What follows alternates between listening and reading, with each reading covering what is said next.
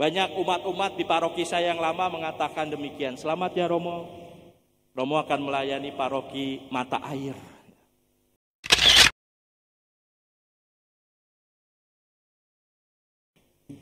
Bapak Ibu, saudara-saudari yang terkasih, hari ini terlihat istimewa dalam Pranekaristi pagi hari ini karena yang memimpin perayaan berempat, ditambah frater satu, dia nebeng saja gitu ya. Tapi yang mimpin Pranekaristi kami berempat, para Romo yang ada di KTG ini, untuk juga merayakan ulang tahun paroki kita yang tercinta yang ke-36 tahun. Bapak Ibu saudara-saudari, kalau saya mendengar kata ulang tahun atau merayakan ulang tahun, yang terlintas dalam benak saya adalah kesedihan. Kenapa sedih? Ya karena dulu sebelum waktu saya masih kecil atau dalam pendidikan, kalau ulang tahun itu bukannya ditraktir tapi malah disuruh nraktir, ya kan? Belum lagi kalau dikerjain. Puncak kesedihan saya saat saya merayakan ulang tahun itu di Seminari Mertoyudan.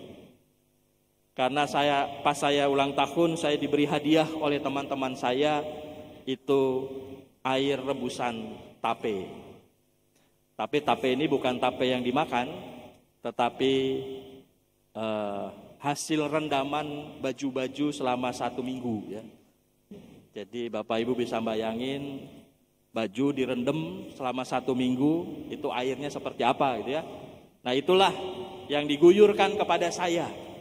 Jadi baunya, rasanya dan lain sebagainya itu masih terbayang dalam benak saya gitu ya. Jadi kalau merayakan ulang tahun, yang dirayakan adalah, yang diingat adalah yang sedih-sedih itu. Tapi Bapak Ibu, saudara-saudari, di balik itu semua ternyata ada sesuatu yang bisa kita renungkan bersama. Mengapa kita merayakan ulang tahun? Saya ingat kemarin Romo Hendaryono mengatakan, inilah kesempatan bagi kita semua untuk merefleksikan diri bahwa kita adalah makhluk yang diciptakan Tuhan dengan kasih dan kesetiaannya.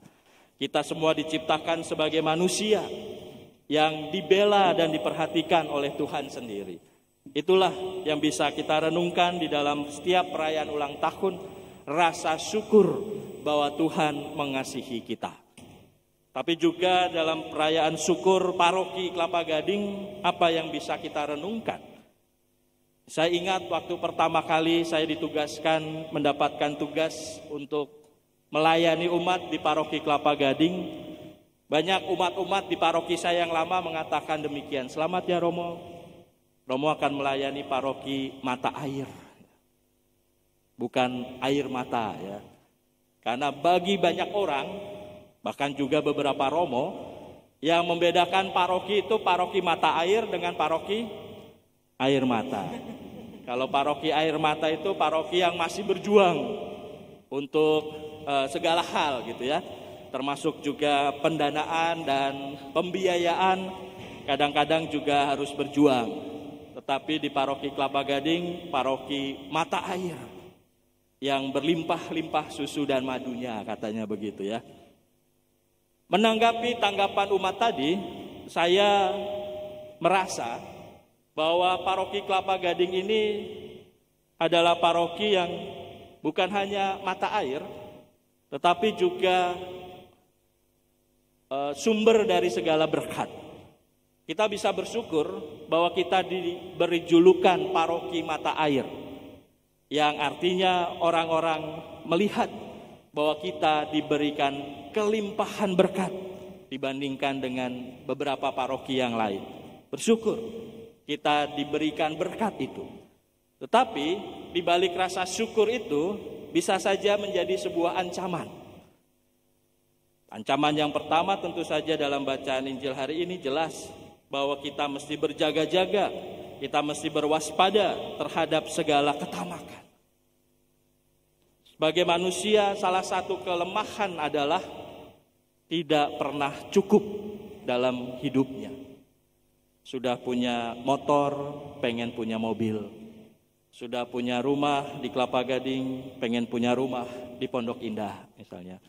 Sudah punya istri satu, pengen, ya semoga tidak ya. Ketidakpuasan manusia yang diterima dari Tuhan itu, maksudnya berkat yang diterima dari Tuhan itu menimbulkan ketamakan. Ingin menguasai lebih, ingin mendapatkan lebih, ingin memperoleh lebih. Bahkan kalau perlu senggol sana, senggol sini, injek sana, injek sini. Kalau perlu kita mencuri dari orang lain, sehingga kepuasan kita untuk pemenuhan diri supaya kita puas itu menjadi terpenuhi. Padahal kita sudah mendapatkan berkat yang berlimpah.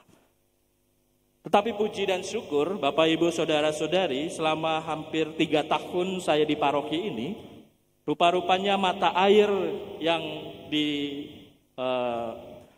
dipikirkan oleh banyak orang di luar sana, itu tidak hanya dinikmati oleh kita sendiri. Mata air itu menjadi berguna kalau mata air itu bisa mengalir jauh, sehingga bisa dinikmati oleh semakin banyak orang. Selama 3 tahun ini, paroki Kelapa Gading saya merasa bahwa mata air yang dianugerahkan Tuhan itu tidak dinikmati sendiri atau dikuasai sendiri, tetapi juga dibagikan dengan berbagai macam bentuknya yang terlihat jelas bahwa selama 1 tahun ini atau bukan lebih daripada itu, kita mau berbela rasa. Ada kelompok secangkir air ya, yang dengan berbagai macam kebaikan dan perhatiannya kita mau berbagi kepada orang lain.